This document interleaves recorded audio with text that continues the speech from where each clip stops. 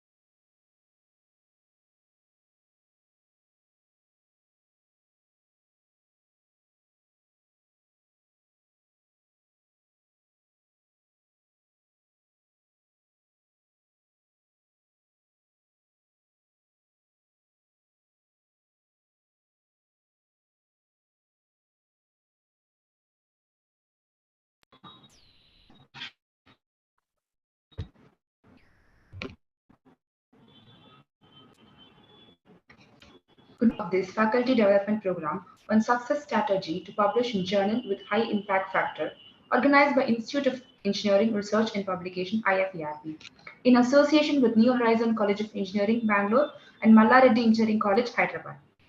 Institute for Engineering Research and Publication is a non-profitable professional association meant for research and development in the field of engineering, science and technology, and management studies. IFERP is on its way to digitize innovation processes through our professional networking services and thus providing an integrated virtual scientific community, mutual engagement, exploring potential of researchers, creating a cooperative and collaborative academic environment.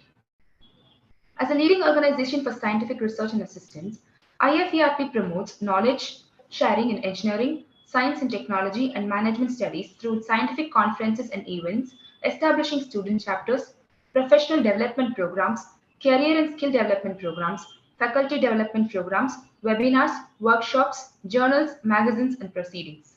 IFERP have stepped in and entrenched strong network in many developed and developing countries like India, Iraq, Maldives, Malaysia, Thailand, Singapore, Philippines, Indonesia, Taiwan, etc. Now coming to the first session of this program, I would like to invite Prof.Dr.S.NAGARAJAN, FIE, Engineering MIEEE, Principal and Professor, Surendra Institute of Engineering and Management, Siliguri, Darjeeling, India. Professor Nagarajan is the Principal of Surendra Institute of Engineering and Technology in West Bengal. Before joining this position, he was working as a professor and head in the Department of Electrical and Electronics Engineering at Jerusalem College of Engineering, Chennai. He has 23 years of experience in teaching in various institutions. He completed his PhD from Anna University in the year 2014. He is serving as the Deputy Director, Charles Walter Society for Research and Innovation. Under his leadership, guidance, and active involvement, the team of faculty members has worked for NBA, NAAC, accreditation and autonomous status, and earned a praiseworthy comment from the committee. He introduced activity-based learning in Jerusalem College of Engineering through various student clubs to enrich students' knowledge. As a leader, he was Professor of Placement and Training, Disciplinary Committee Chairman, and Social Media Champion of the college. He also acted as a Chief Superintendent for University Examinations and Chairman for Board of Studies, Central Valuation and QP Scrutiny of Department of IEEE JCE 2019. He is a recognized supervisor for MS PhD of Anna University. His research area includes electrical machines and drives, power electronics, renewable energy, and power system. Presently, he is guiding 2 research scholars. Under his guidance, 30 UG batches and 15 PG batches students have completed their project successfully. Sir, it is a pleasure to have you as a speaker for this session. Over to you, sir. Thank you, Mubina. Before moving on to the session, let me thank IFERP for inviting me as a resource person for this wonderful 5 days AFTTP on tips to successfully publish scientific papers in the reputed high impact factor journal. The next 1 hour, I am going to talk about introduction about the research, because without giving proper introduction about research, I will not speak about the tips for paper publication. So I will give a small introduction about research, different types of research, how to take up our research problems. Then I will introduce you to different types of research article. Then we'll discuss about how to choose suitable journal for our research paper. Then what are the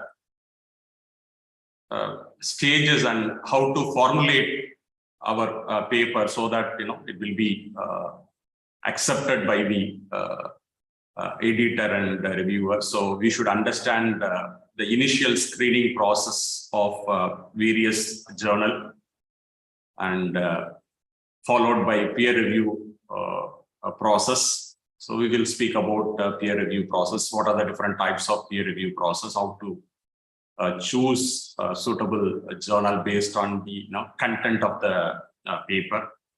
Then we will discuss about the quality indices, that how to assess or identify a quality paper for our research work, and how to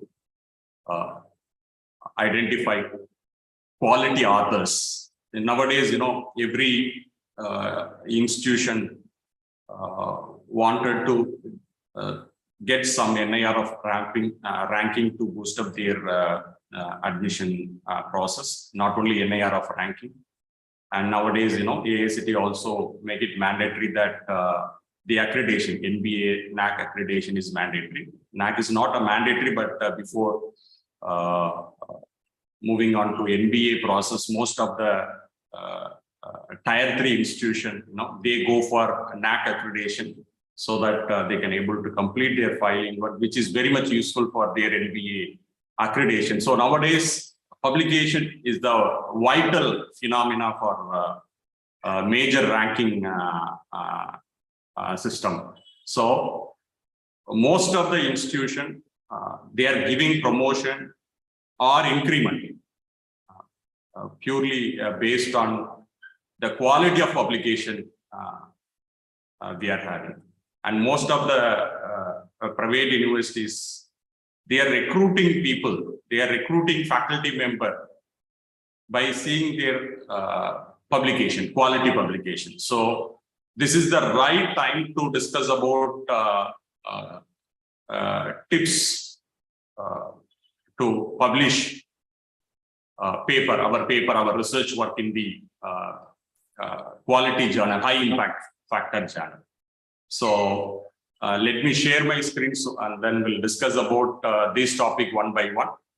And mostly this particular session will be more beneficial for the MTech candidate as well as the young researchers, because most of the content I'm going to present today may be familiar with senior faculty member and senior researchers. So it will be very much useful for the young researcher. And the last portion, last 10 minutes, I'm going to talk about the quality indices of journal and author. That will be maybe beneficial for the senior researchers. So with that small introduction, I will move on to the session.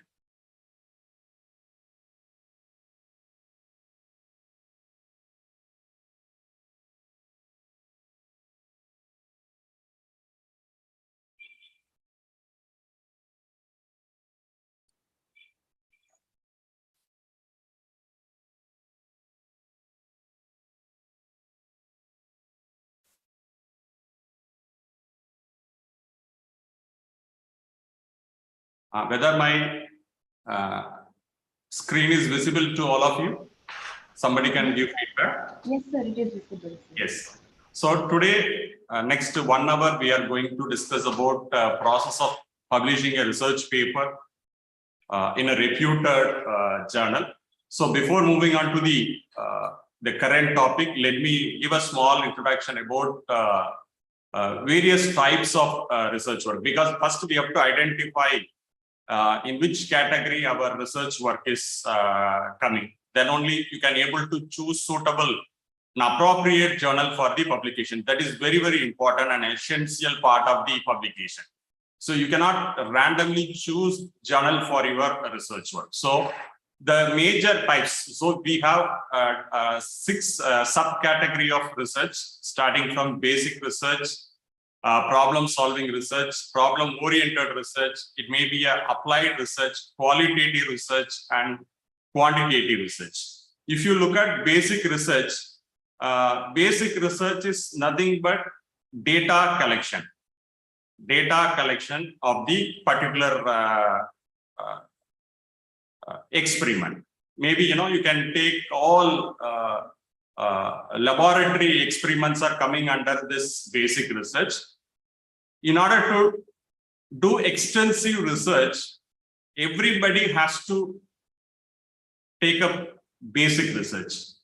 From basic research only, you will get the necessary data for your scientific research. So basic research is the basic or foundation for your research. The next one is the problem-oriented research. See, if you take any industry, in their day-to-day functioning, they are facing so many problems. It may be automobile industry, or it may be any automation industry, any electrical field or mechanical field.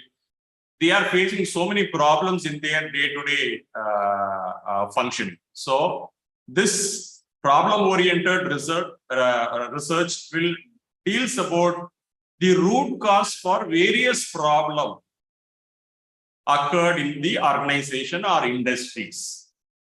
So they will give the problem. The researcher has to undergo, researcher has to do extensive research to find out the reason for the problem. That research is coming under problem-oriented research.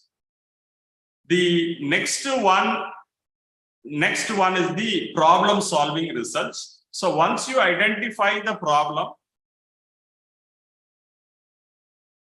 you have to find out the solution for that problem. So the input for problem-solving research, we are getting the input from the problem-oriented. So problem-oriented research will give you input for problem-solving. So industries are having problems.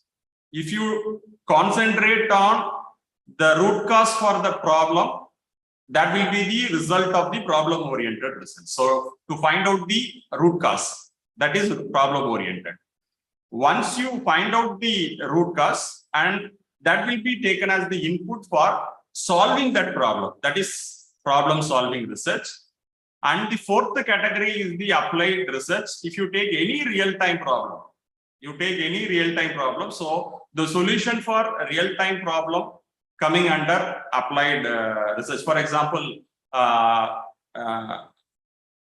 we are using fossil fuel vehicle for transport sector. So fossil fuel vehicles are emitting carbon dioxide to the environment. In terms of pollute the environment, not only polluting the environment, it also increase the temperature of the globe. So this is the problem. This is the problem of the transport sector. This is the real-time problem because this will affect the human being. So the problem for all human beings, problem cost to all the human beings will be taken as the real-time problem. So applied research will give the solution for a real-time problem. So we have to take real-time problem or issue as the problem statement for applied research.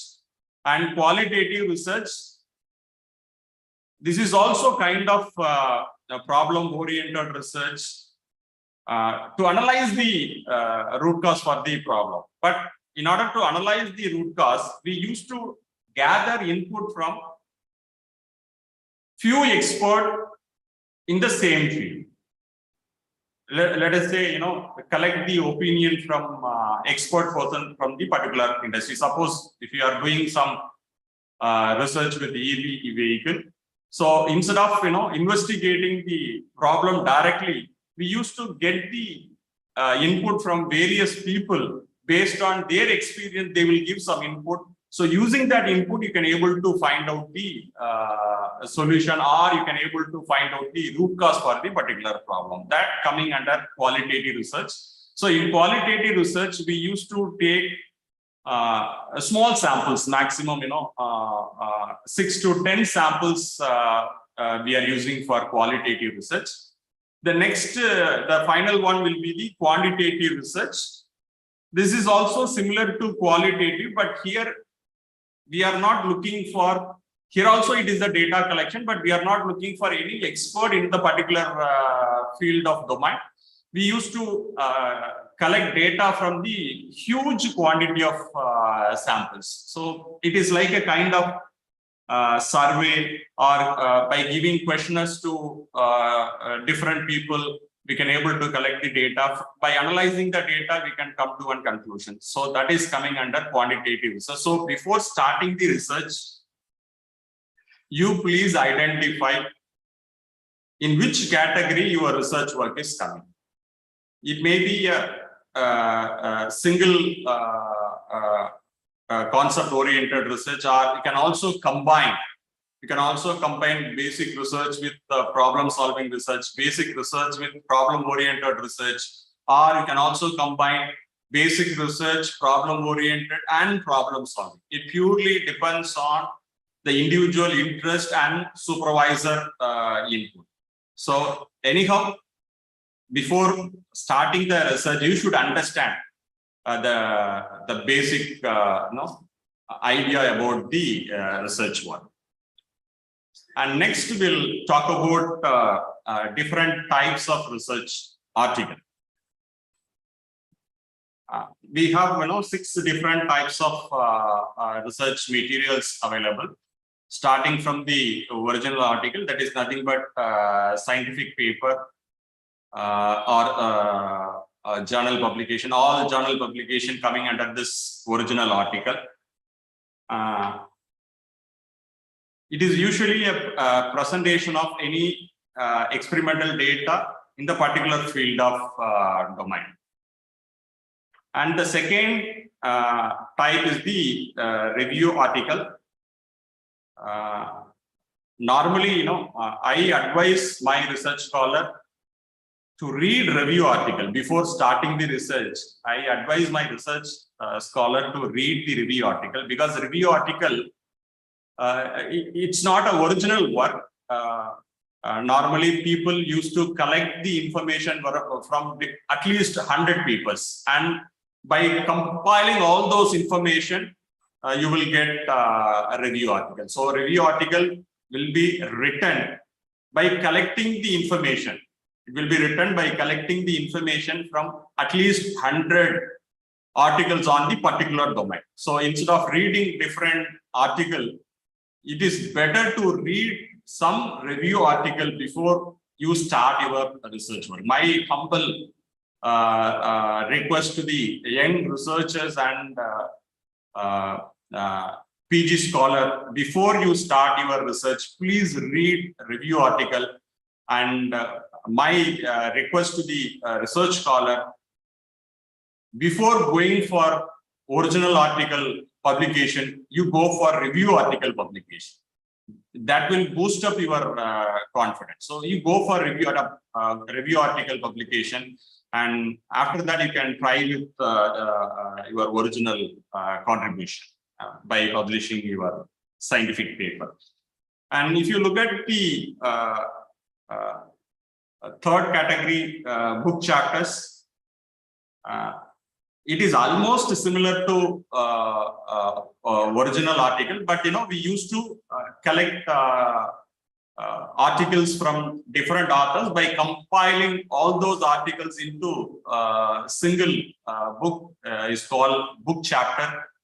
And for conference, people are initial stage people are going for conference publication.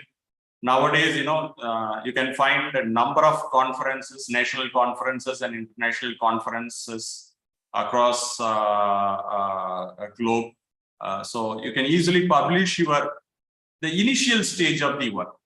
You don't, always my advice to the young researchers, don't directly go for journal publication. Before going for journal publication, try to present your paper work in conferences, so that you will get some feedback from the experts, and based on the feedback you can correct the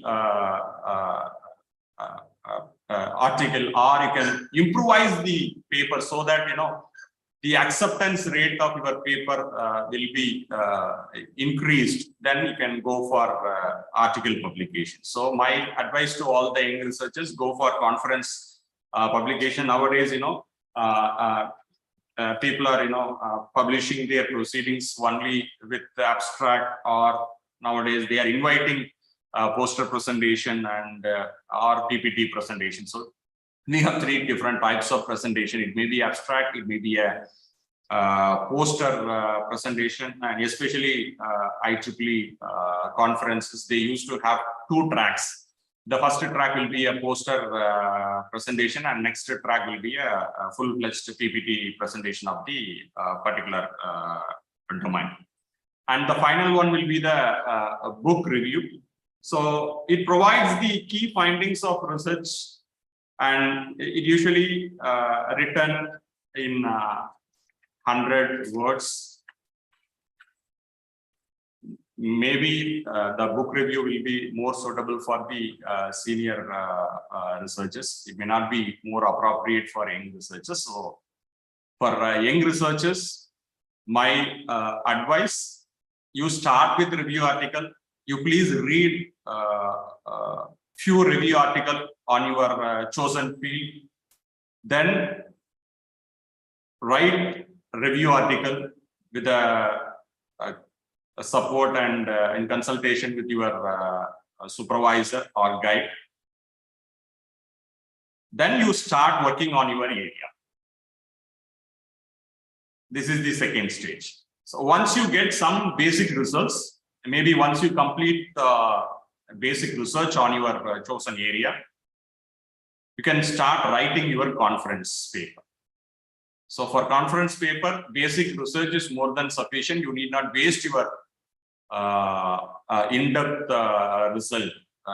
You should have reserved that result for your journal publication. So once you complete basic research, that is the foundation. So you need to have proper foundation. So complete basic research, then go for conference publication.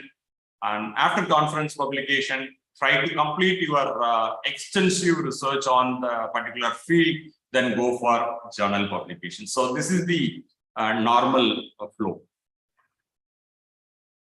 Already we have discussed about scientific paper, and without a scientific paper, your research will not be a complete one.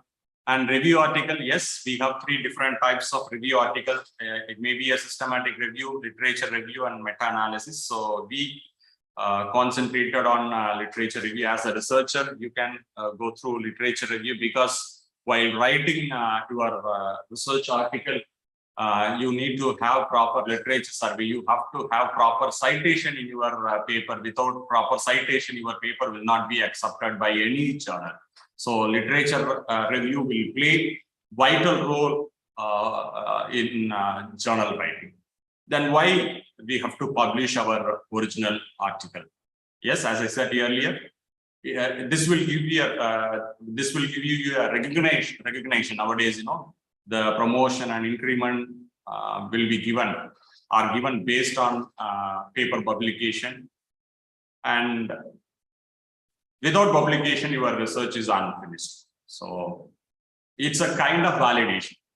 During research, we do a lot of validation.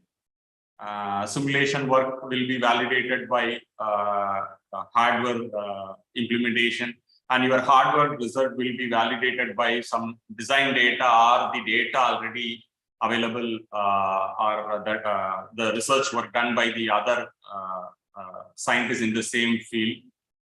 But when you publish only, you will come to know the real validation of your research work. So publication is the real asset for any researcher. So my simple request to all the faculty over here, you need to publish at least one paper in every semester. So in a year, you should have at least 2 papers, if not 2 journal, at least you should have 1 conference paper and 1 journal paper. So every year you have to update your profile with your proper publication. So regarding this quality indices, regarding the quality of the paper, we will discuss later. And how to identify good papers. So every paper, you please ask these 3 questions within yourself. If you get answer for that question, then you can assume that you have written a very good research article. So you should ask what and how and why. So if your article can able to give answer for these questions, then you can understand you have written some quality work on the particular research. Next, we'll move on to the different publishing. This is the flow of publishing. So I divide the process into 4 categories. The first quadrant, see this one. The first quadrant, just to see my cursor. The first quadrant deals with research. So first you have to get the idea for your research. So how to get the idea for your research? Either you can have your own idea based on your field of interest, or you can interact with your supervisor and you can one idea from your supervisor field of specialization. So both are possible. Either you can go with your own idea, or you can take up the problem given by your supervisor. And once you have selected idea for your research, do extensive survey, literature survey.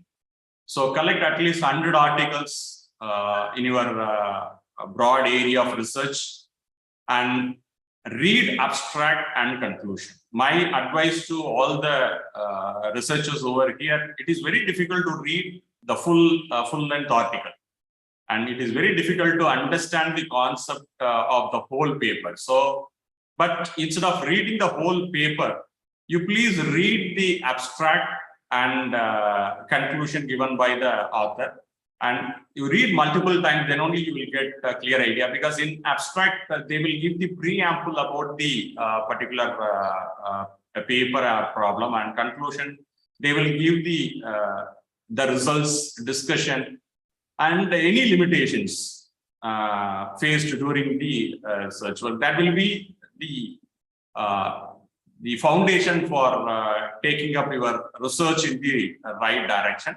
Then once you get the confident about your particular area of research, then you design the research. We will discuss later on. I will speak about all those things one by one. Then you do the research. So this is the stage 1.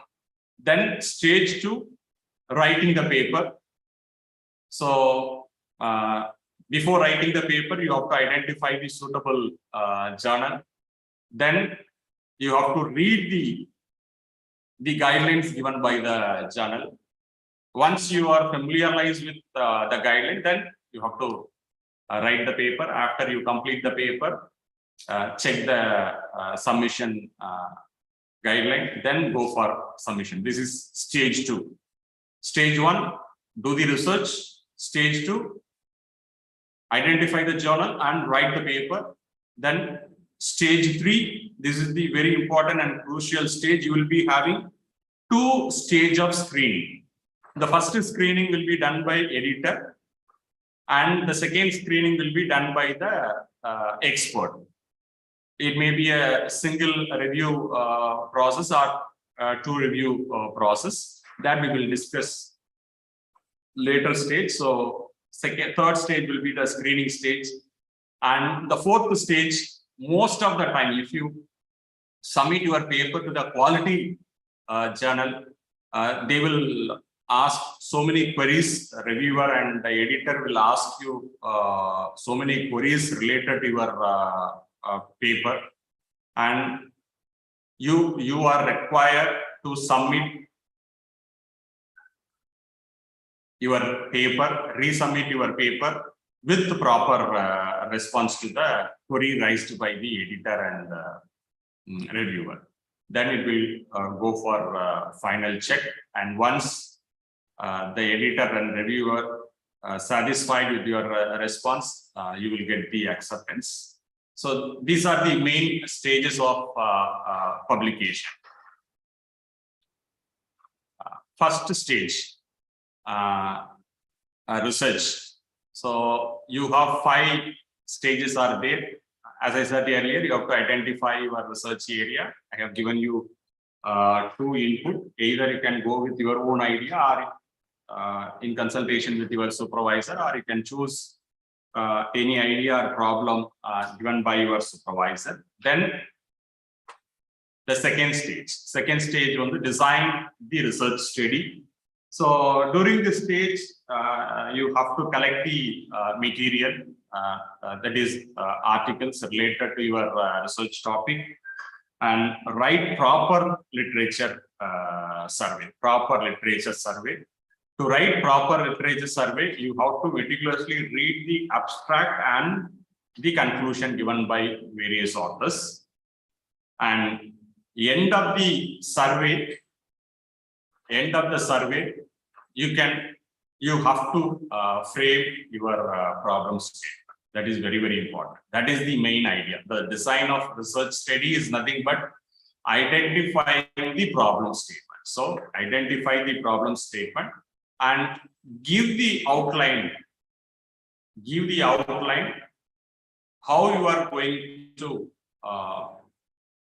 solve that problem. That is the methodology. So to design proper research, you need to have proper literature survey, then frame the problem statement, then give the methodology, how you are going to solve that problem. It may be a survey, as I said earlier, different types of research. So it may be a survey kind of thing, or it may be experimental kind of thing. You may have simulation studies, you may have hardware or combination of these. So whatever it is, you have to commit proper methodology. Then do proper experiments, carry out the research. So it may be a experimental simulation work or hardware implementation. So do proper experiments on the chosen field and capture the results. So once you capture the results, your results may be a waveform, it may be a graphical representation, or it may be a data collection, it may be a tabulation, or it may be some kind of chart, it may be a chart kind of thing. So whatever it is, you have to present your results properly, because most of the papers will be rejected in this results. If your results are not enough, because if you take any software, you will get some, for example, most of the electrical engineers, not only electrical, most of the researchers are using MATLAB. So if you design some circuit in MATLAB will give you some output. But you cannot directly capture that output from the scope for writing paper, because that output may not be clear.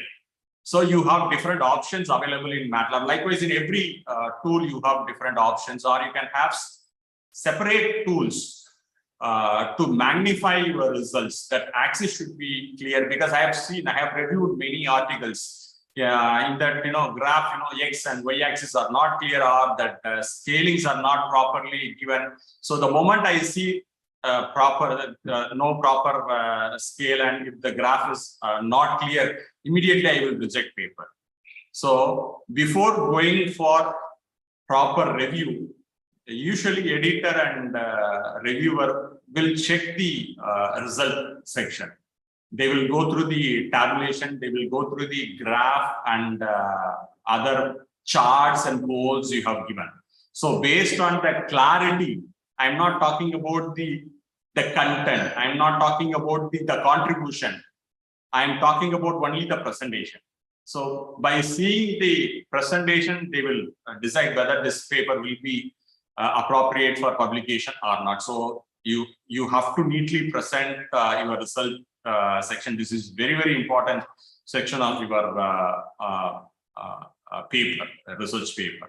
Then the final one will be the publication. As I said earlier, it has two stages, editor stage and reviewer stage. We'll discuss one by one. Yeah, already we have discussed about this particular slide, various stages of the research paper publication. Do extensive research, choose the journal, then you have to write the paper and go for submission, face the review process, then the final stage will be the publication stage. See, I have taken some of the image from Google, so some of the images are copyrighted, so I may not be able to share my PPT to audience. So if you feel that this particular slide is appropriate for you, you can take the screenshot and you can use it for your future reference. So don't expect any PPT from my presentation because some of the contents are copyrighted. So I cannot share my PPT. So if you want, you can capture the screenshot of my presentation for future reference. Right. The next important, before writing,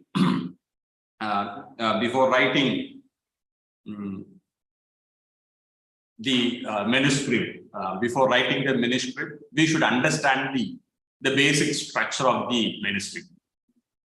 So your paper should contain 4 important stages,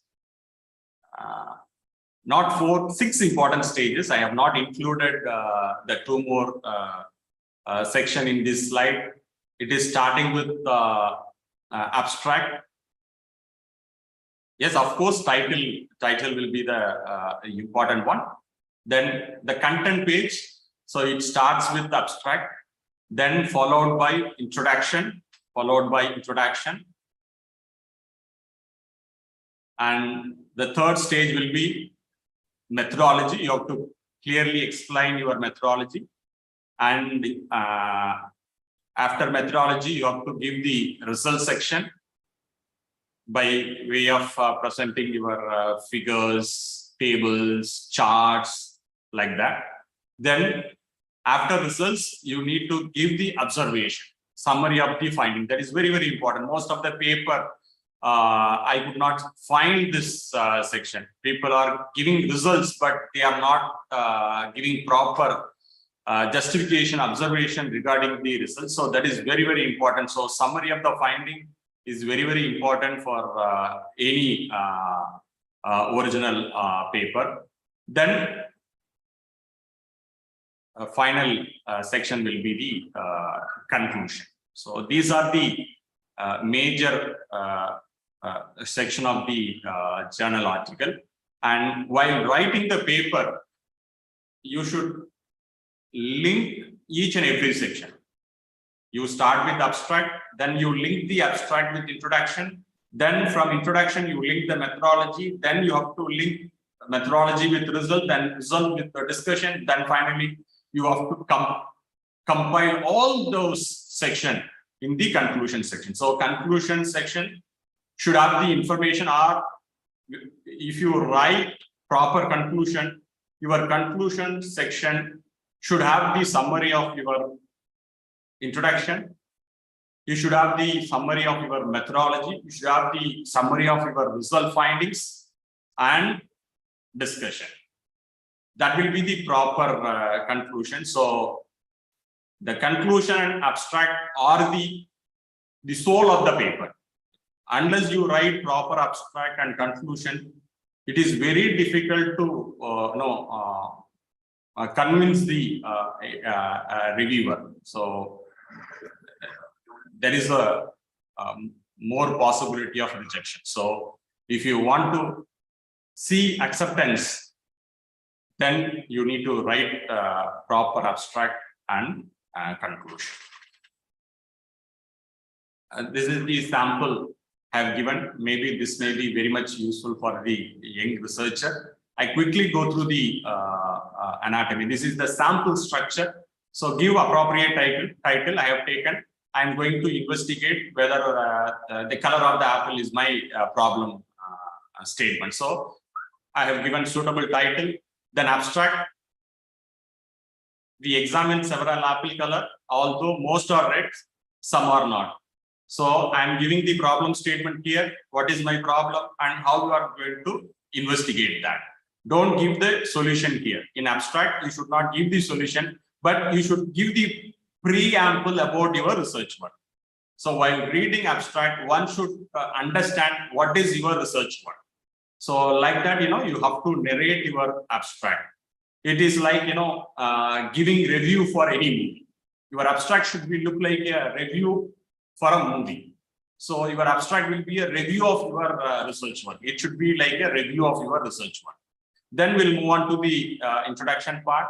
So in introduction part, you can give the, as I said, here, the general background. You can speak about the general background and current state of the field. So that will come in introduction part.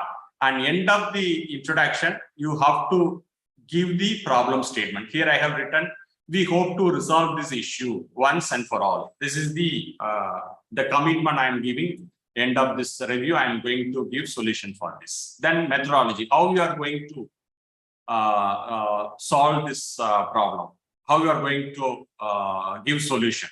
So I'm going to collect apples from different grocery shop, and by investigating those things, I'm going to find the solution for that. That is the method. So collection of apple from different places, and by investigating the color of those apple, I am going to give the solution. Then after investigating, I'm going to write the results. So I have collected 100 apples. Out of 100 apples, 50 apples are red in color, 20 apples are green in color, and remaining are this much. So this is the result. This is the result finding after my investigation. Then what is the conclusion? So my initial question, I wanted to find out whether all the apples are red in color or not. And after my research work, I found that all the apples are not red. Some are yellow, some are green. So this is my discussion.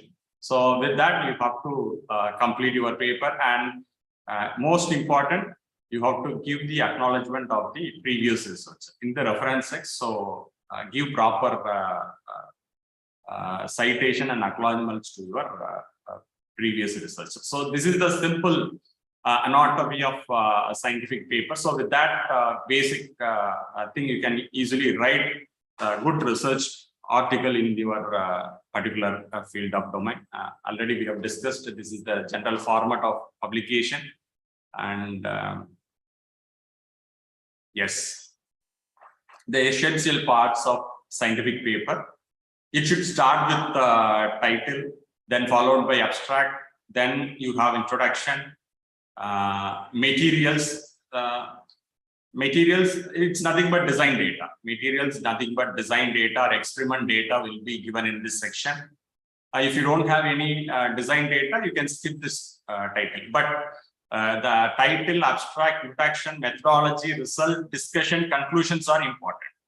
So some people, they will include material if they have any design data. Otherwise, you can skip that section. Then methodology should be clearly defined. Then result section, you have to clearly present the result section. That is very, very important. Then give proper observation about the results. Then write your concluding remarks. Then give proper acknowledgement. Suppose if you are doing research by getting fund from any funding agency, give the acknowledgements. That will give value addition to your paper.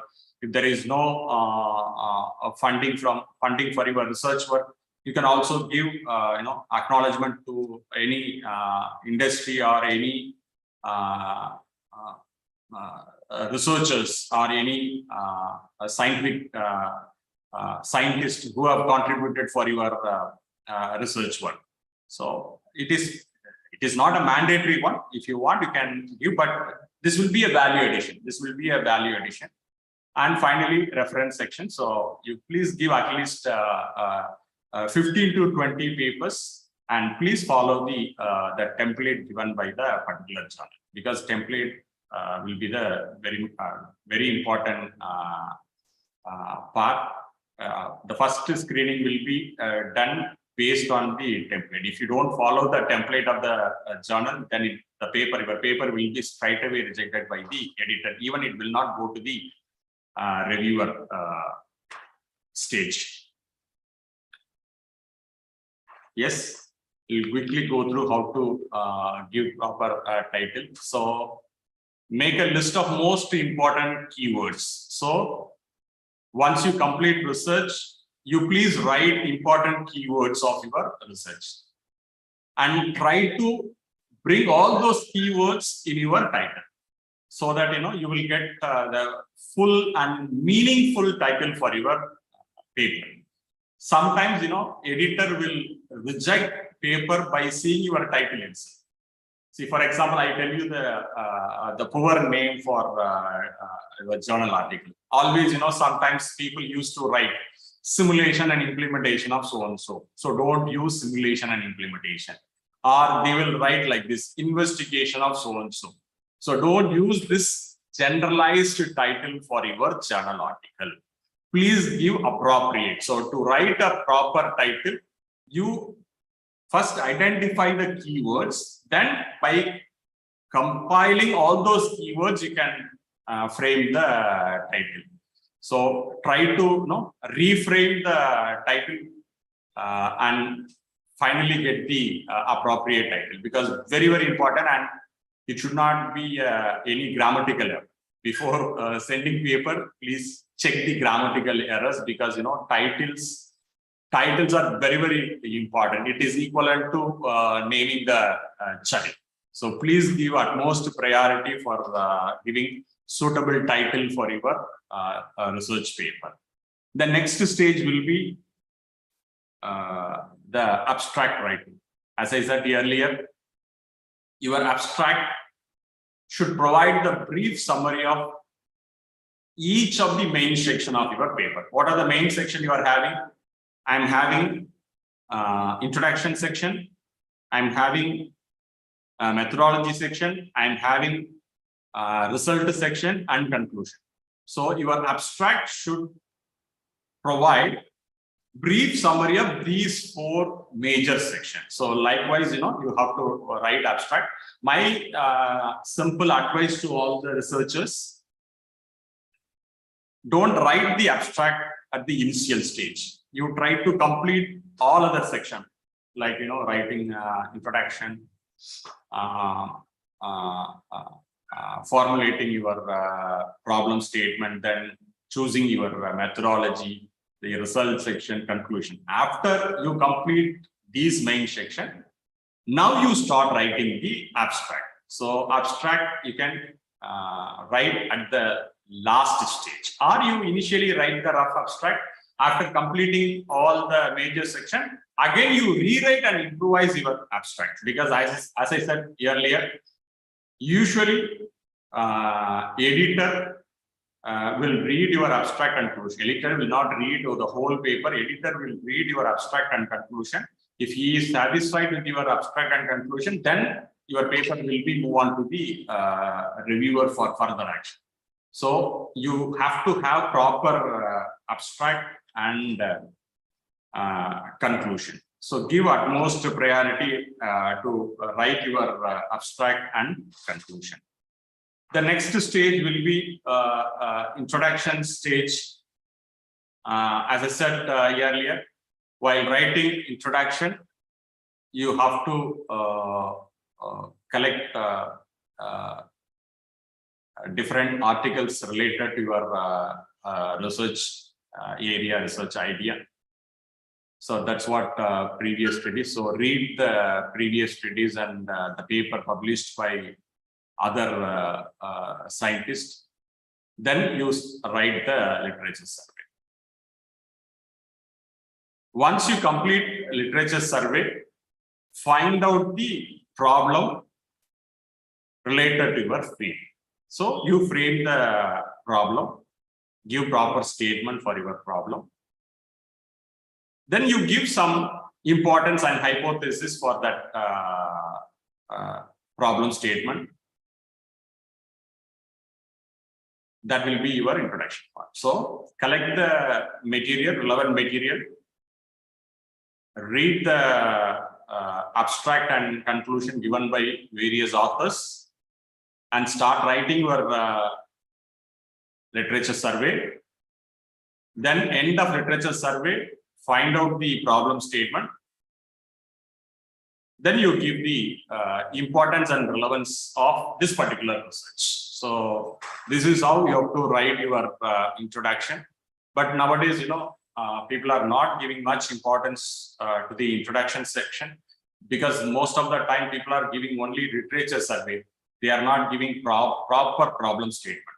So without giving proper problem statement, your paper will not be accepted by any of the judges. So clearly define your problem statement, then only you can complete your in a proper order. The next stage will be material or methodology. Material is nothing but design data and methodology.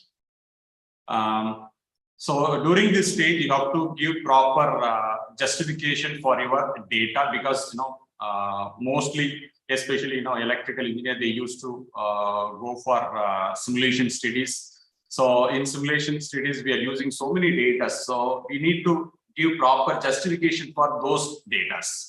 Either you can refer to the previous articles published, or you need to have proper design data for your materials used for your simulation studies.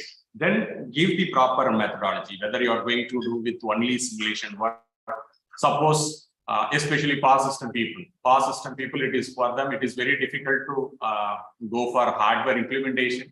So for them, they have to go for multiple simulation. So by comparing one simulation with other simulation, they can easily validate their work. So if you are depending on only simulation, choose multiple simulation work, so that by comparing those two, you can able to give proper justification. And if you have proper hardware, if you are going to implement your work, then take a simulation results and go for the implementation and validate your simulation results by showing the proper hardware. So those information, those commitments should be given in this stage. And capture. When you perform experiments, it may be a simulation or hardware oriented, whatever it may be, capture the results. It may be a data. If it is a data, please tabulate all the data very clearly with proper units. That is very, very important. And you can also present your data. This is my advice. Always, don't give only numbers in your paper. So it should be presented in some graphical form, so that your paper acceptance rate will be increased. So go for some pictorial graphical representation, like charts. By giving charts or by giving graphs and waveforms, you can strengthen the quality of the paper. So, and clarity of this section should be very, very important. So your scale, x-axis, y-axis should be neatly presented, and the unit should be clearly highlighted in every graphs and tables. The next section, discussion. So without a discussion, your results will not be accepted by any of the reviewer. So please give proper observation about your results.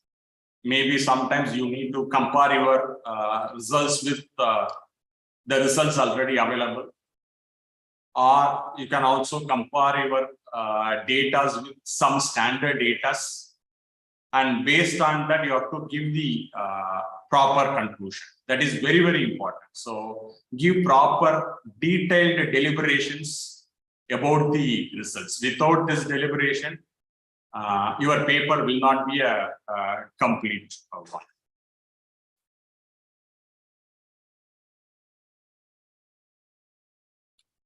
Then the final section, conclusion. Yes, you need to have proper conclusion. So your paper starts with title and ends with conclusion, and your conclusion should have the problem statement. Again, you have to restate the problem and restate your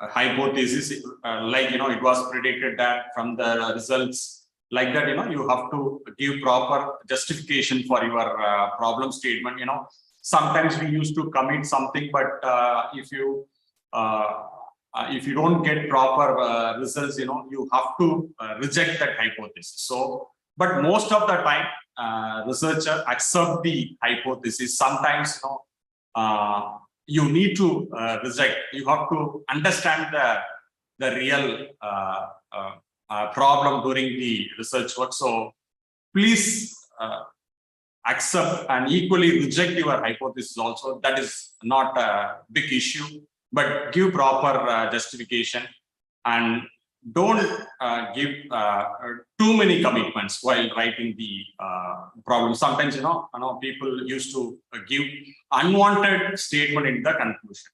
See, for example, I have seen some papers, they used to frame sentence like this. So they used to tell that the performance of the circuit, proposed circuit, is better than the previous one. So you should not give, you know, a blind statement like that. You should defend your statement with clear-cut data. If you don't have data, likewise, you know, many papers I have seen, I have reduced the cost of this section, or I have reduced the losses involved in this particular operation. But all those things should be properly defended with proper data. If you don't have data, don't give unnecessary promises. If you want to prove that your circuit is performing better than the existing one, you have to give it in some numerical. You say that you have improved the performance of the inverter by another 20%. The previous inverter efficiency was only 80%. But by making some changes, I have improved the performance of the inverter or converter by another 10%. Now the efficiency of my converter and inverter is 90%. Like that, with the number you have to define, you have to conclude your paper. So please give proper justification for your data. Then only your paper will be meaningful one. The next stage will be the review stage. First, this paper will be assigned to editor. Editor will accept a few things from the author. So he will check the format, because every journal has certain style and format. So whether the author has strictly followed the format given by the particular journal. So you have to strictly follow the format given by the journal. If you don't comply with that format, straight away your paper will be rejected. So please have a proper format. Suppose if you are not familiar with formatting, you can take up the help of any expert for preparing your manuscript. The next stage, novelty. They will try to find out, is there any small contribution from the research. So you have to highlight what is the contribution of your particular research, and don't give unnecessary statement in your article. So brevity is very, very important. Then language, always, you know, when you go for quality journal, I always advise my research scholar to give your paper to some English teacher, ask them to correct the grammar. So before submitting your paper to the high impact factor journal, see, get the proper English correction done by the English professor. So maybe you can take the help of first year faculty, so that you know you can improve the acceptance rate of your paper. Then clarity, as I said earlier, the paper should be neatly presented. The graph, results, what are the various sections you are having, that should be clearly presented. So I would prefer, I would give most priority to clarity. So the percentage of importance may vary with respect to different people. I would give more priority to clarity. Then quality of presentation really matters to the editor. Suppose if you don't comply, your paper don't comply with these expectations, these requirements, then straight away editor will reject your paper. This will not move on to the next stage. Suppose if editor satisfied with the template and the work done by the researchers, then he will forward the paper to the reviewer. So this will move on to the next stage. So during reviewing process, so these are the expectation from the reviewers. So reviewer will check whether you have done the original work or whether it is copied from others' work. So he will check the originality and he will meticulously go through the abstract, methodology, results, discussion, and conclusion. If he feels that this paper fit for the scope of the journal, then he will recommend for the possible publication.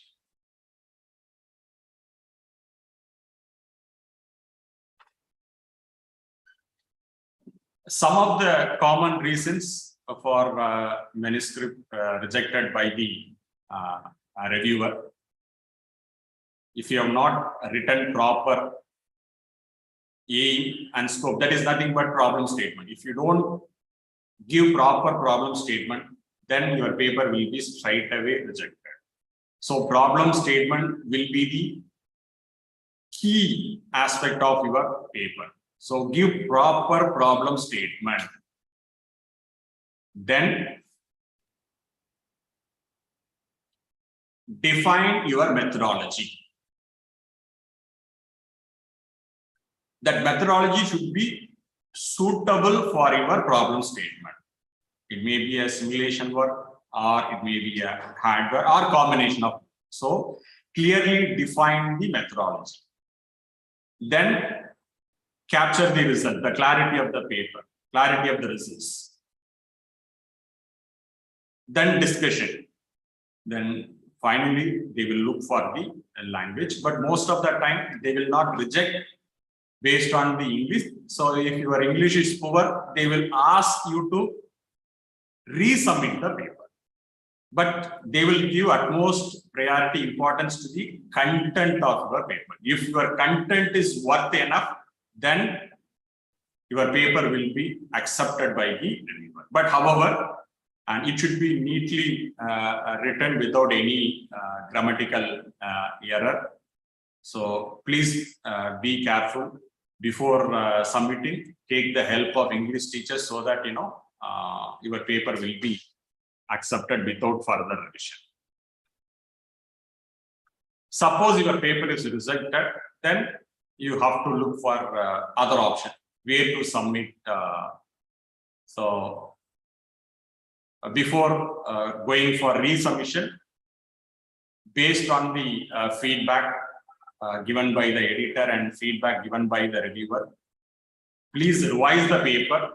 Take some time. Sometimes what researchers are doing, blindly they are submitting papers to different journals. If they are getting rejection from one journal, they are straight away submitting the same article to the next journal without doing any changes. So that is useless. It is waste of time. So before resubmitting your paper to the next journal, please do some proper revision by taking the valuable input given by the editor and the reviewer of the previous journal. Then go for the resubmission. And I think next I will discuss about quality indices. So once your paper is accepted and published, so initial stage we need not worry about the quality of the journal. So we try to send papers to different journal and waiting for the acceptance. But once you get initial acceptance, then when you go for the further publication, you choose the journal based on the impact factor. So nowadays, the quality of the journal is decided based on following indices. The first one is the Thomson-Reuters, that is Web of Science indexing method. So here, impact factor plays vital role in deciding the ranking of the journal. Then immediacy index. These two are the key parameter for deciding the ranking of the journals listed in Web of Science. And the next one is the eigenfactor. It is not widely used. People are following Web of Science, that is impact factor, or by the Scopus ranking method. Elsewhere is following Scopus. Nowadays, most of the universities, they are accepting thesis after your work is published with Scopus indexed journal or Web of Science journal. So you need to concentrate on journal indexed by Web of Science and journal indexed by elsewhere or Scopus for submitting your thesis. This is the small input to the young researcher. The next stage will be the quality of the author. The quality of the author is decided by H index. Yes, of course, citation.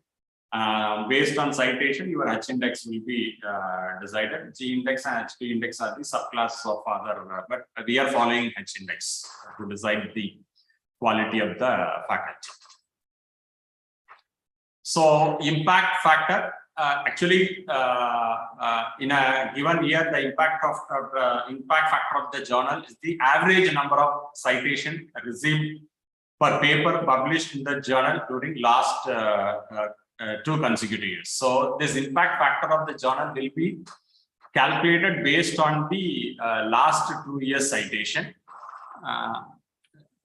I'll give you the small calculation, how the impact factor is calculated for any journal. Let us say A is the number of times articles published in any 2 years, cited by indexed journal during, for example, if you want to calculate impact factor of the journal for 2022, then you need to find out the journals published in last 2 years, that is 2021 and 2020. So let it be A, and B is nothing but total number of citable items published by the journal. So A is the number of citation received by the published journal for last 2 years, and B will be total number of journal published. Then the impact factor of the journal will be A by B. So this is how they are calculating impact factor. And nowadays, some universities are giving, whether you are having a journal with this much impact factor. So before submitting your paper, then you have to look for the impact factor of the journal. Maybe initial stage of your career, you need not bother about impact factor, but this is the advice to the senior researchers. So senior researchers, don't waste your work by sending your paper to the substandard journals. So before sending the paper, please choose the journal based on the impact factor. Then immediacy index. Immediacy index is the average number of times an article is listed in the year it is published. It indicates how quickly the articles in the journal are cited. So this will give the information about, because sometimes you used to send papers to different journal, but you may not get the citation. So that information, whether your paper will be cited or not, that information will be given by immediacy index. So you please see the immediacy index of the journal. If the journal is having high immediacy index, then you can go for publication, because if you publish your paper with high immediacy index, then there is a possibility of citation. That is more important. Nowadays, without getting citation, there is no point in publishing your paper. So publishing paper is one stage, and getting citation is the second stage, because The citation will give the quality of the paper, and that will be not give the quality of the researcher as well. So immediacy index also very much important. So please see the impact factor and immediacy index of the journal before choosing the journal for your publication. So eigen factor, I think due to want of time, I'm skipping these slides. Already I'm exceeding the given time. The next one is the H index. Very simple. I tell you how H index of the author is calculated. For example, if I say I'm having H index 5, then you're supposed to have 5 papers with at least 5 citation and everything. If you want to have H index of 10, you should have 10 publication having more than 10 citation. I have given you the simple formula to calculate H index.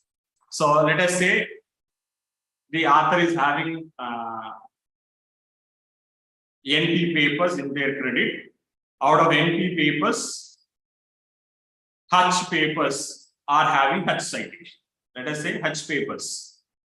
I am having 100 papers, but out of 100 papers, I am having only 10 publications having more than 10 citations. All other remaining 90 publications are less than 10 citations. Then my H index will be 10 because I have 10 papers with more than 10 citations.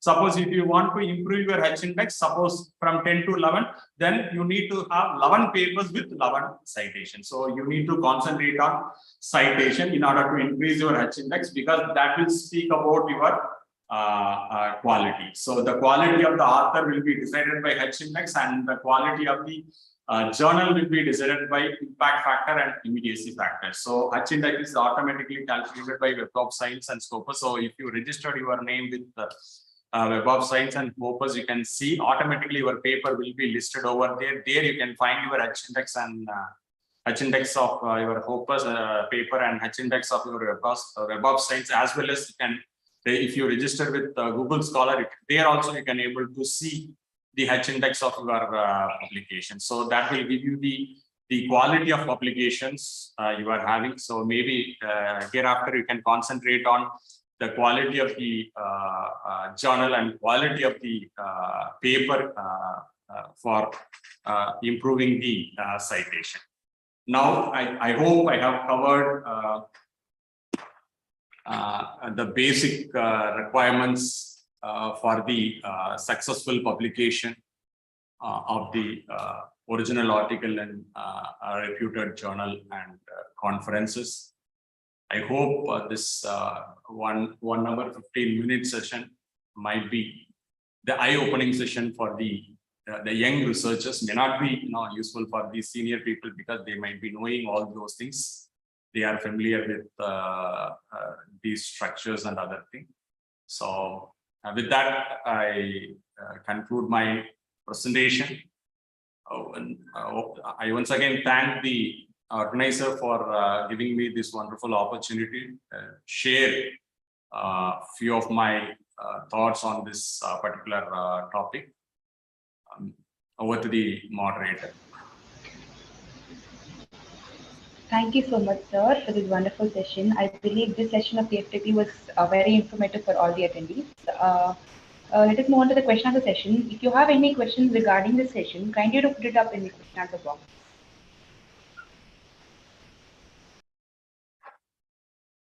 So good to see good number of participants in this FTP. So nowadays getting participant for FTP faculty development program and workshop seminar is not an easy task.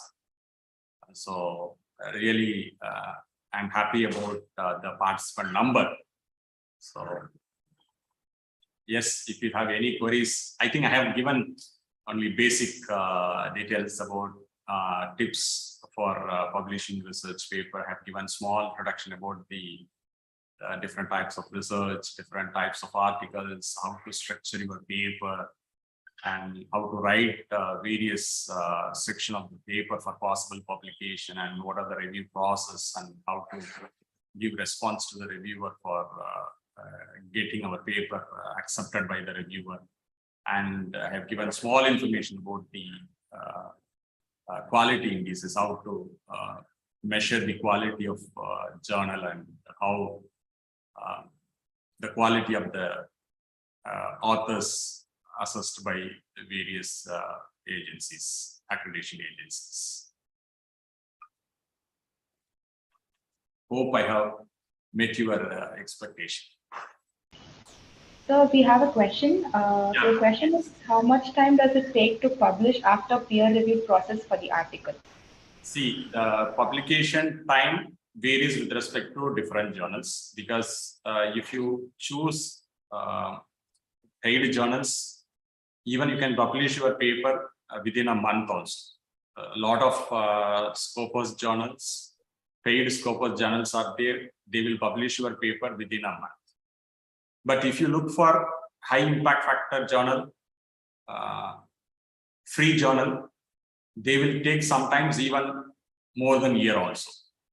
Especially, you know, if you submit paper to IEEE and elsewhere, they will take minimum 1 year time to process your paper. So you have to wait. There is no other way. So it depends on your requirements. Suppose if you have completed your research work and to fulfill the requirement of the university to submit thesis, then that time you can go for paid publication, because nowadays nobody bothers about whether you have published your paper in the free journal or paid journal. And the paid journal may be suitable for the PhD scholar, but once you complete the PhD work, you need not look for paid journal, because you don't have any time constraint. You can wait. You can submit your paper to the quality journal, then you can wait for some time, so that you will get real quality review from the respective journal. So we cannot define any specific time. This will vary with respect to different journal, and sometimes with respect to review also the time frame will vary.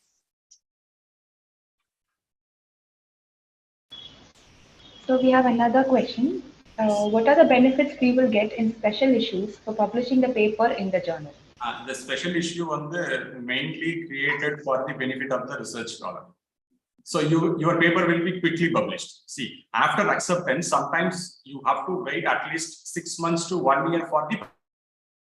That is very, very important. Nowadays, if you take Anna University, while submitting your synopsis, they wanted to see whether your paper is available in the online or not. So you have to show the proof to the consent section, so that your thesis will be accepted. So even after acceptance, some journals will take minimum 6 months to 1 year for publication. But if you prefer to go for special issue, within a month, your paper will be published. That is the advantage we are having with special issue. Mostly for special issues, they will charge additional amount.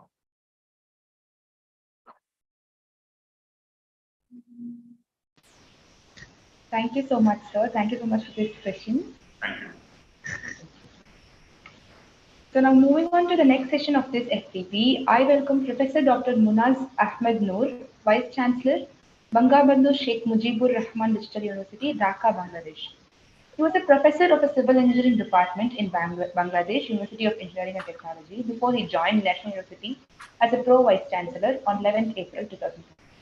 He received his BSc degree in Civil Engineering and MSc degree in Structural Engineering from Bangladesh University of Engineering and Technology. He was awarded University Gold Medal for the best academic performance in both the degrees. Earlier to this, he was also awarded the Presidential Gold Medal for standing first in the combined merit list in the head. He was then awarded a scholarship by Asian Development Bank and received his PhD in Civil Engineering from the University of Tokyo in 2000. Between 2002 till now, he participated in numerous earthquake and concrete material related private and public projects. He visited Bangalore in India in 2004 for further training on earthquake engineering. He contributed to and conducted many seminars and short courses on earthquake engineering and concrete technology in Bangladesh. His main research interests are in concrete technology, urban safety, climate change, earthquake engineering, and disaster risk management. He is currently holding the position of Director in VUET Japan, Institute of Disaster Prevention and Urban Safety. He has been selected as an expert member in Joint Survey Committee formed for the Tipaimuk Dam. He is the expert member of Shadinotha Stamba design team. Recently, he is nominated by Ministry of Education as a syndicate member of Independent University Bangladesh. He is further holding the position of Vice Chairman, Civil Engineer Division of BSTI. He has been elected as the Vice Chairman of the Civil Engineering Division, Institute of Engineers, Bangladesh. He is also the member of Digital Bangladesh Task Force, headed by the Honorable Prime Minister. It is an absolute pleasure to have you as the speaker for this FDP, sir. Over to you. You can start the question. Thank you, Mavina. Am I audible? Yes, sir. Okay. I'd like to know that whether the participants can speak or only can write on the chat box. Like they can also speak if the permission is given, sir. Like they will raise their hands and then. Okay. Okay. So thank you, IFERP for inviting me to this webinar series, and I'm glad and privileged to speak before you. This is a 5 days webinar for the young faculties mainly, I think, and the masters and PhD students to learn how to do research and how to publish in a high impact journal. When I was invited to speak before you, immediately I accepted the invitation. But after that, in this month, I had to travel a lot. So I thought that I would not be able to talk before you. So at one stage, I requested them to drop my name, but then they told me that it has already been circulated everywhere. So it is better to attend. So I actually could not prepare my presentation properly. So I would talk before you. And if you have any question and any doubt, so you can ask, and also you can write on the chat box.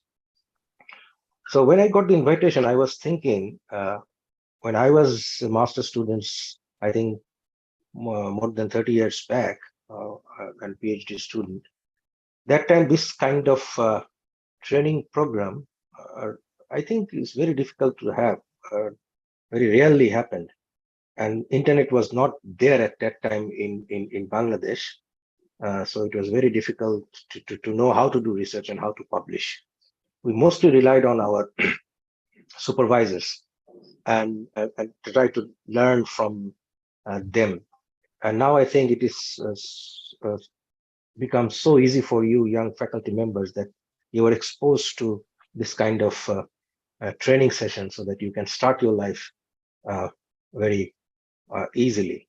And when we started publishing papers, we tried to look for conference papers at the beginning to actually learn how to write English. That was the main challenge, you know. And I think also the main challenge for non-native English speakers that to write the manuscript in a very good English. That is the main challenge. And most of the paper for non-native English speakers is rejected, not because of the quality of the research, but because of the English language. So try to focus on that. You know, once Einstein said that now you know the rules of the game, so you play the game better than anybody before. So within the last few days, I think you were exposed to so many things. What is high impact factor journal? What is journal? And how to write journal and how to search a journal. You know, now so many facilities are available to search journals on the internet, right? Journal finders and services like that. That you can put your abstract and you can put your title, and you can get the relevant journal names to fit your scope. Before that, it was very difficult for us to find out even the scope of the journals. We had to read so many papers of that journals to at least find out the scope, whether it is fit our objective or research objective or not. So you have many facilities. So but then we start publishing in the Q4 journals, Q3 journals. Then, but again, it is very important to know that every field has different impact factor. Sometimes I found that people, I mainly talk about engineering because I'm my background. I think mostly you are engineers also. And most of the speakers were also from engineering background, what I found, because the previous speakers from electrical engineering, the last, I think, the computer science background. So emerging fields, the journals have high impact factor because they do the emerging researches, new research, novel research. So their citation is much more higher than the matured subjects. Matured subjects mean, for example, mechanical engineering, then the civil engineering, which are much more matured than other emerging subjects. Unless there is a new material, unless there is a new technology, unless there is a new construction technology or computer-aided design, the journals do not have that high impact factor, mainly the civil engineering journals. In the civil engineering journals, I found that which actually deals with the computer-related things, computer-aided construction or computer-aided design, those journals have high impact factor. But if you go for structural engineering, earthquake engineering, and geotechnical engineering, SEI, ASC, KSC, JSC, and other civil engineering journals, you will hardly find any journals having impact factor more than 5. So it is discipline dependent, you must remember. So if somebody says to you, yeah, my publication, I published in a high impact journal, for example, journal impact factor 8, and your publication is impact factor 2, don't get disheartened. So another thing you can look for is Q1, Q2, Q3, Q4. What is percentile? What is the position of your journal in the field of in your field? So percentile position. If it is above 75%, then it's Q1. If it is above 50%, it's Q2. If it is above 25%, it's Q3, and then the Q4. So that does Q1 journals may not have high impact factor, and also the impact factors are changing year by year. Because some journals actually now try to report the impact factors for the previous 5 years publication, but the most popular one is 2 years, right? So unless you publish very new, emerging, novel publications, the impact factors may not continue to be at the same level. So it is better always go for the Q1, Q2 journals. What I personally feel, because sometimes, for example, Nature always publish the novel researches that always introduce some new topic to the scientific community. So that's why their impact factor is very high. So Nature has impact factor, I think, more than 60, and Science has an impact factor more than 40, because they continuously can maintain this quality research, because most of the people try to publish on Nature if they do the very high advanced level of researchers. So you start with the conference paper. That's improve your writing skills, and you go for Q4, Q3, Q2, Q1. But having said all these things, if you have a very good supervisor, if you have a very good collaboration team, and then you can always go for Q1 journals by yourself, because you are working in a team. There are people who is experienced who can write papers very well enough for you. So by this time you know many things, I think, because it's a 5-day conference. It's the 4th day, and most of the people already discussed about what is the impact factor, what is the percentile position of the journal, and what is JCR, what is the Web of Science, iSize, Scopus, Elsevier, Springer. Most of the things I think already been discussed here. So before, I try to share with you my experience. What have I learned so far? I have never been trained on this kind of topics before, so we have to learn by ourselves. Okay, so before publishing any paper, you have to do research, right? And I'll talk about mainly the scientific research. There are many various types of research, and also various types of research articles, but I'll talk about mainly the scientific research. Scientific research has, if I summarize all the things, it only has 4 components. Reading, that means you have to read a lot of papers, literature review, what we call it. Then based on that, you have to select a problem and do the experiments, simulation, whatever. Simulation is very difficult to publish in a Q1 paper, but if you have a experimental methodology, new methodology, then it is easier to publish in. And if you have a good manufacturing techniques, new manufacturing techniques, also this is very easy to publish. So reading, experimenting, working hard and smart. Working hard is not good enough. You have to work smart enough to get out of something from your data. And finally, it is writing. So these 4 components, and I think the most important 2 components, other than this writing and working hard, that you have to do very good experiment, very good using the new methodology. Sometimes using the old methodologies is very difficult to publish in Q1 or in high impact factor journals. And another thing is reading is very important, because if you do not read many journals or articles, it is very difficult to find out the gaps within your research field. Otherwise, if you cannot find out the gaps, your research will be duplicated. That is a danger. That's what we call literature review. And unless you read more, it is very difficult to understand between the lines. What the author wants to say and what author actually left out saying. So the things the author left out saying is your pointer to do research. So if you read more papers, your wisdom will grow. Your knowledge is important, but wisdom is far more important than the knowledge. Unless you have a very good wisdom, it is very difficult to formulate a problem. If you cannot formulate a good problem, then you cannot do good experiment, good simulation, and good research. So I focus on mainly reading. So read more papers. Then what makes a research good, actually? So first of all, your problem statement should be well defined.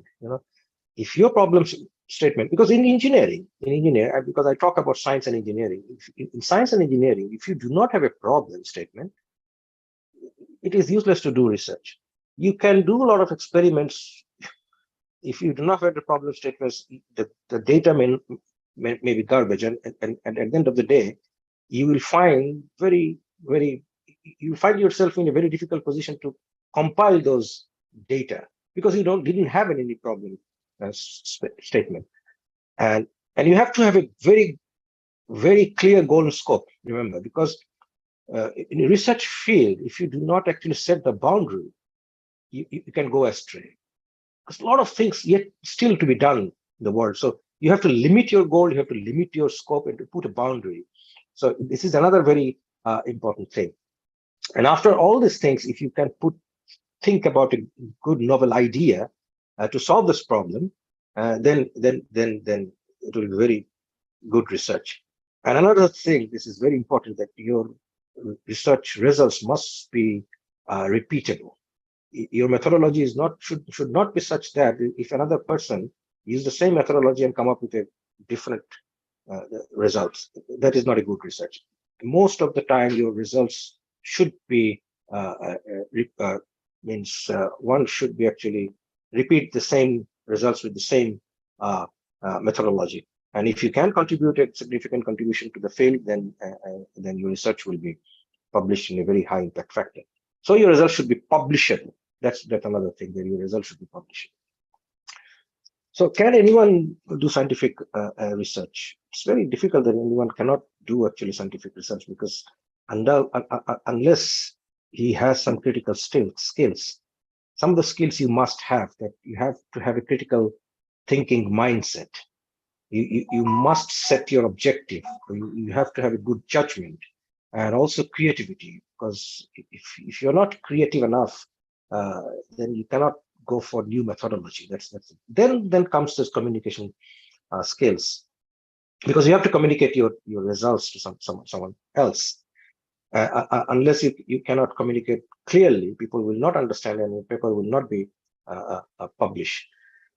And ability to work independently, but do not do research alone. That's another two different thing, that you have to have the ability to work independently.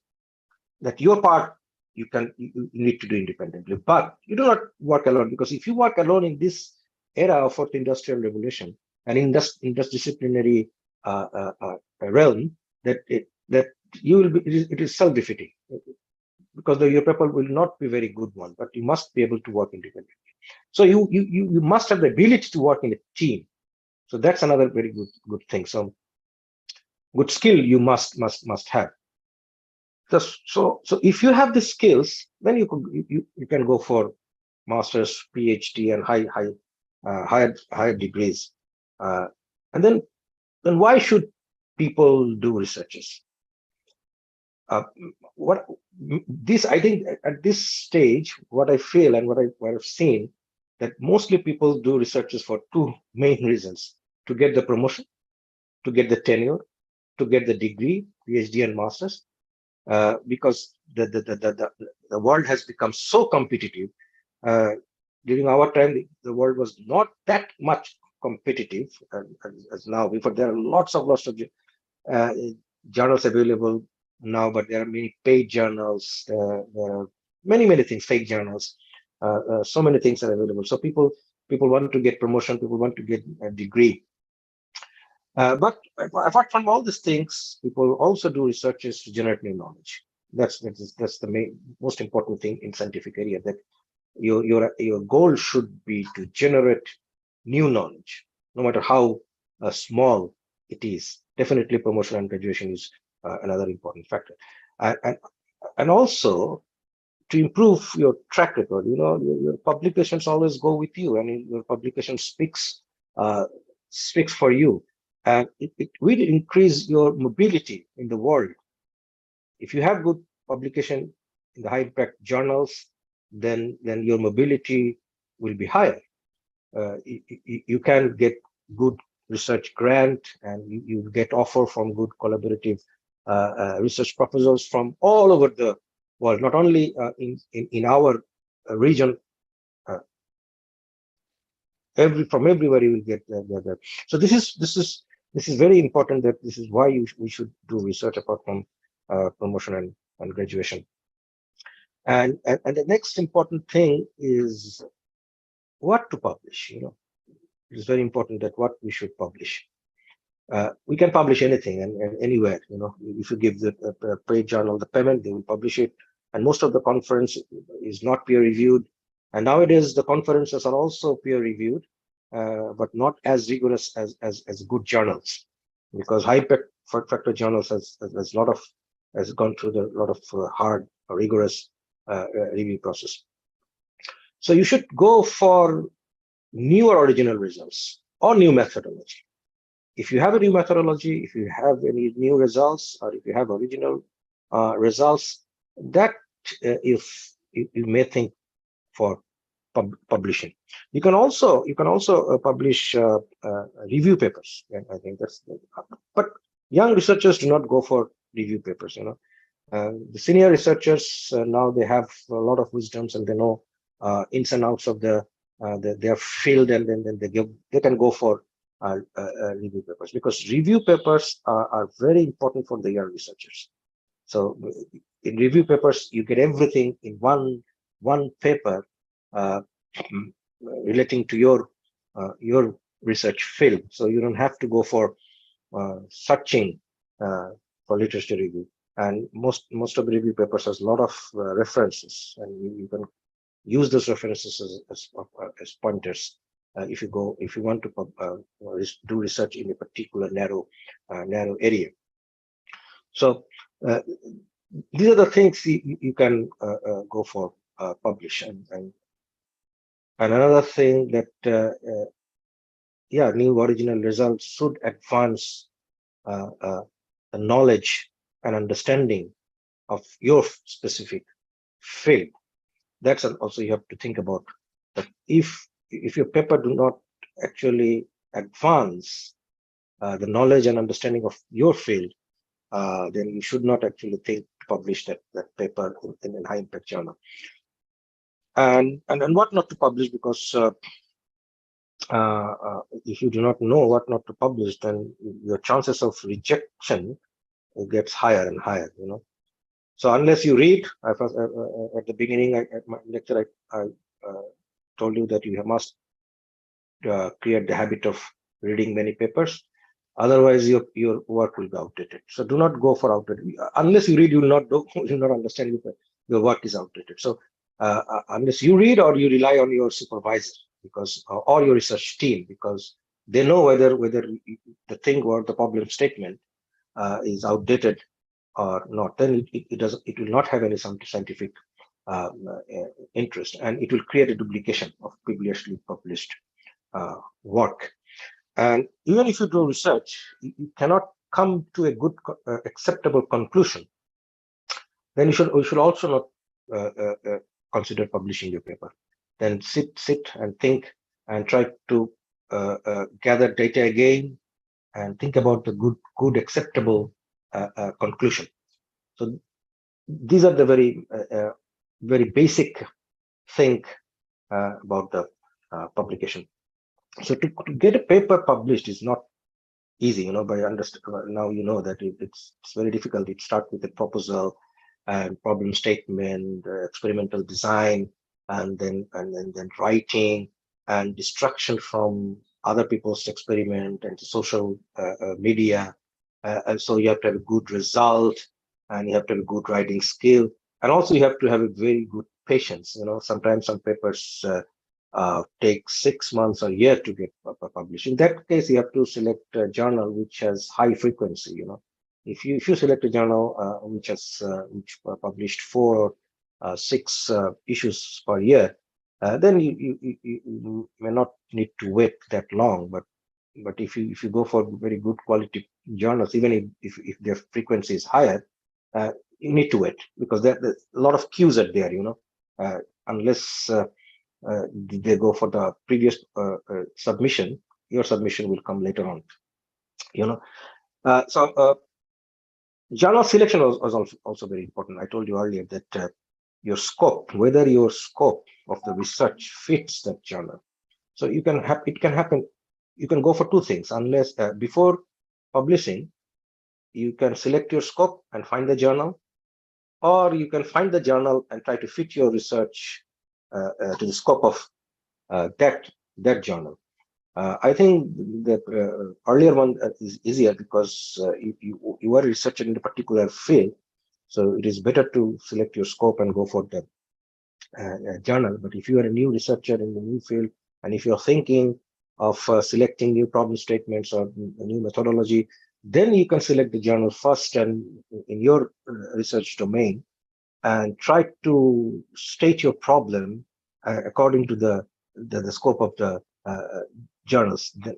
Both you can do. So selection of journal, if you can judiciously select the journal, then your chances of publishing in high impact journal increases, you know. So now I'll tell some of the steps which actually I follow for publishing in a high impact factor journals. That you have to have a good problem statement, you know. That is the fundamental thing, and you have to ask yourself some of the questions. And if you can answer your questions by yourself or from your collaborative team, then you can design a sound methodology for the research, you know. And then do not rush for submitting your article in the public journals. What I found in my students, that they just rush to submit. No, I have to go for the public, because they have sometimes constraint for the research. But if you are not a researcher, if you're a faculty, don't go for rushing submitting your article, because if you rush submitting your article, then the chances of rejection is again getting higher. And the first impression I'll talk about that later on. The first impression is very, very important. So three things, what I call tag: the title, abstract, and keywords. Keywords is not so important, but title and abstract is so important because that creates the first impression. If your title is not so good, the rejection rate is higher, than the abstract. Writing abstract is an art. Writing paper is a skill, but writing abstract is an art. That's very important thing. Unless you are a good abstract writer, you will find that even if you have a very good research, very good data, very good conclusion, but because people read your abstract first, even the editors read your abstract first to understand the scope of your paper. So these two things, try to create the first impression. So I focus on mainly title and abstract, and also the cover letter. When you submit a manuscript to the journals, you must write a cover letter. That also introduce your results, introduce your paper, and also creates that first impression, And what basically most of the people do follow the, by this time you must know that most of the people follow the IMRED, introduction, methodology, and the results and discussion. And before that, it is tag, the title, abstract, and the keywords. And after that, I tell the core, that means conclusion and the references. These all three groups actually creates the first draft of your paper. But what I do mainly in my research before do the experiment and everything, I try to create an skeleton of my problems. This is very, very important. You try to draw the graphs before do anything. What will be the tables you want to have? What will be the graphs your problem? You try to solve the problems. What kinds of graphs you need to produce? What types of tables you need to produce? This is not so easy at the very beginning, but when you publish more and more papers, you'll find that the skeleton is very important. Then you try to discuss the graphs qualitatively, not quantitatively, because quantitative results comes after the experiments. But if you can have the skeleton of the paper, the skeleton of the graphs, you may not know the trends of the graphs, but you have to have the axis prepared. These are the graphs I want to prepare. Most of the times you try to prepare the captions qualitatively, and then you try to write the title. And this will be the draft title, and you come back again to the title later on. So based on these graphs, you will formulate your methodology of doing research experiment, because now you want to fit the graphs with the data. So data will come from the experiments, and then to do the experiments, you select the methodology, and you can select the old methodology, or you can create your own novel methodology. That's up to you whether you can do it or not. But then after this, then when you done the experiment, you don't need to do a lot of experiments then, because you have a very sound experimental design. You have your paper skeleton, you have your draft title, and then you try to fit those graphs data into your graphs, what you have selected earlier. And then you write the discussion and conclusions and the results, And whenever you can have a very good conclusion, then you can go to your title, go back to your title again. Whether your title now fits your result, your conclusion, and reflects the paper itself very interesting way, and can create the first impression to the authors. After having all those things, you write your abstract. So I never write abstracts before finishing my paper. Most of the people may do the same thing, and then if you think that your results are not good enough, after all these things, you try to publish in the conference, attend the conferences, give speeches, and people give you feedbacks on this in your paper, and then can also improve that paper based on the feedback. Feedback is very, very important, because even if you work in a team, the team always focuses on one thing, and the listeners, who actually the peers, actually see the out of the box, and then they can give you feedback and improve your paper, and that also increases the chances of publishing in high impact factor journals. And also don't actually become frustrated by rejection. Editorial rejection is always bad, what I think, because if it is editorial rejection, you do not get the chance to improve your paper, because it is just rejected based on your first impression and scope. You do not know what to improve and what not to improve. But even if the paper is editorially rejected, don't go for that journal. Go for other journals. Try to fit the scope. Then you understand that your paper did not fit that journal. If your paper rejected in a reviewer level, then it's a good news to you. It's a bad news and a good news too. Because bad news is you wanted to publish in that journal, you wanted to, but could not. But the reviewers give you a lot of suggestions and comments, which based on which you can improve your paper and go for another high impact journal. So reviewer rejection is very, I think, very good. So this is how I actually follow the writing any good manuscript. So after writing the manuscript, because we are not a native English speaker, try to find some native English paper, or there are some websites, there are some services available to improve the English of your paper. So that's another very important thing. You can go for it always. Then it improves your chances, even if you have to spend some money on it, because most of the good journals do not take payment. And also you have to select keywords very carefully, because based on keywords your paper will be indexing, and give proper acknowledgements. Sometimes I see that young researchers forget to give acknowledgements. This is not good. This ethically is not correct.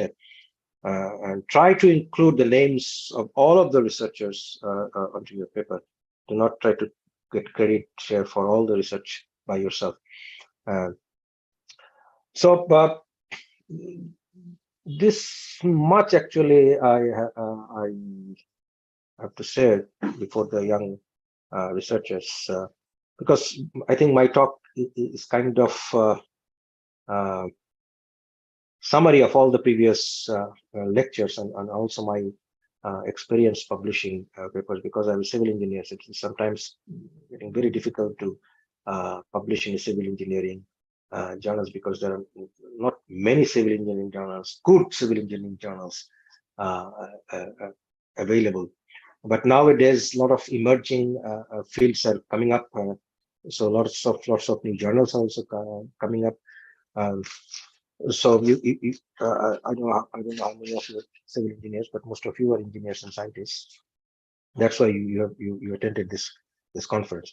So most of the people will tell you, and I've already told you, that unless if you want to survive in a research and academic arena, you must publish. Must nowadays publish.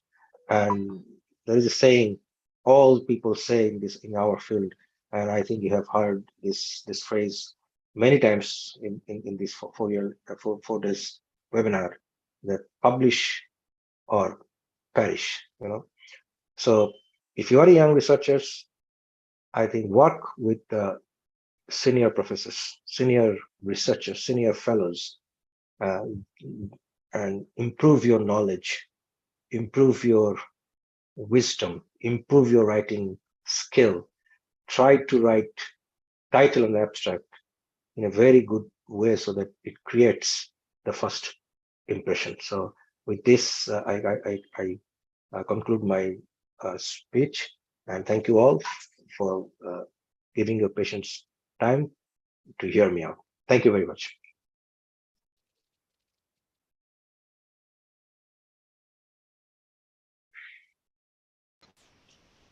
Thank you so much for your wonderful speech, sir. If you have, the attendees, if you have any questions, please do put it in the question answer box. So we have a question. If the article is rejected by the reviewers in same journal, then can I resubmit the article in the future in the same journal? Do they deny for the same topic by the same author? It's difficult to answer, because if your paper is rejected by the reviewers, usually they give opportunity to correct their comments, and give you opportunity to fill the gaps without rejecting it. Then you can improve those upon, and then you can go for resubmission. But if they reject your journal paper, it means they do not feel like to review again, So it is very difficult to publish in the same journal. So take the reviewer's comments, then try to improve the paper and submit in a. It will be wise to submit in a different journal. Otherwise, reviewers wouldn't have rejected your paper. That's what I found. If the reviewers, after commenting, they reject your paper, they think the paper, even if you improve the paper, it will not fit the scope, and it will not be that level. Also, the level is very important, and it doesn't fit their Q1 journals or Q2 journals. So go for another journals. Don't go for the same journal.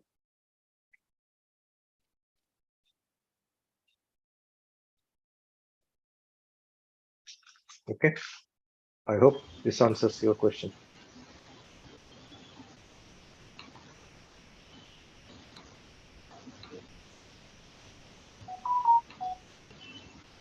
Thank you so much, sir, for a very informative session. Now we've come to the end of today's session. So let us all join tomorrow for the last day of the FTP. Thank you all. Thank you so much. So thank you very much. Thank you for inviting me, and hope to see you again in some future webinar or conferences. And thanks all the participants.